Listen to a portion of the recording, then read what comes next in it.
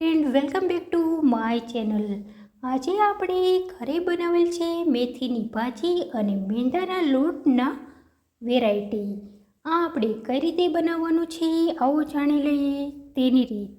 સૌપ્રથમ મેંદાનો લોટ લેવાનો છે, તેની અંદર સુધારેલી મેથીની ભાજી ઉમેરી દેવાની છે. ત્યારબાદ તેમાં અડધી ચમચી જીરું ક્રશ કરેલું અને મીઠું ઉમેરી દેવાનું છે. હવે તેને લોટ સાથે વ્યવસ્થિત રીતે મિક્સ કરી અને તેમાં 3 ચમચી જેટલું તેલનું મોણ નાખી દેવાનું છે. હાથ વડે લોટને અને તેલને અને ભાજીને મિક્સ કરી દેવાનું છે અને થોડું થોડું પાણી ઉમેરી લોટને બાંધી લેવાનો છે. લોટ બંધાઈ જાય ત્યારબાદ તેમાં 1 ચમચી જેટલું તેલ નાખી અને તેને કૂણી લેવાનું છે અને 1 કલાક માટે રેસ્ટ માટે મૂકી દેવાનો છે. લોટમાંથી નાના નાના ગોળીંડા વાળી અને આ રીતે પૂરી વણી લેવાની છે. એક પૂરી લેવાની છે.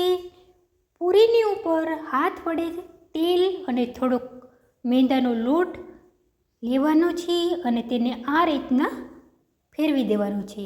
ત્યારબાદ પૂરીનું પડ વાળી લેવાનું છે અને ફરીથી તેલ ચોપડી અને થોડો લોટ ચોપડી દેવાનો છે અને ફરીથી તેને વાળી દેવાની છે.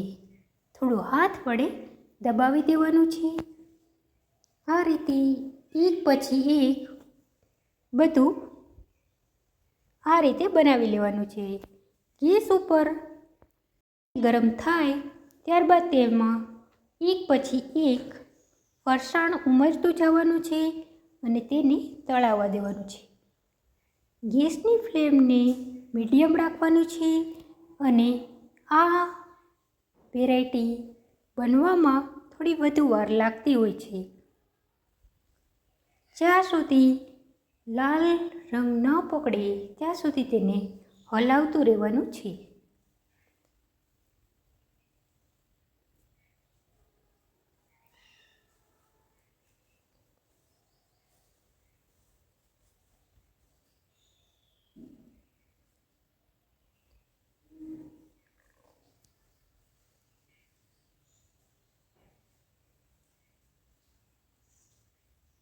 ગેસની ફ્લેમ મીડિયમ હોવાથી થોડી વધુ વાર લાગે છે. તો તમે જોઈ શકો છો કે ધીરે ધીરે કરતું લાલાશ રંગ પકડી રહ્યું છે. જ્યારે આપણને લાગે કે હા તળાઈ ગયું છે ત્યારે આપણે આને ઉતારી લેવાનું છે. તો તૈયાર છે આપણું ફરસાણ, જે તમે નાસ્તા માટે વાપરી શકો છો કે સ્ટોર કરી શકો છો. તમને જો મારો વિડીયો પસંદ આવ્યો હોય તો લાઈક કરી દેજો, શેર કરી દેજો અને મારી ચેનલ સબસ્ક્રાઈબ કરી દેજો. Thank you for watching my video.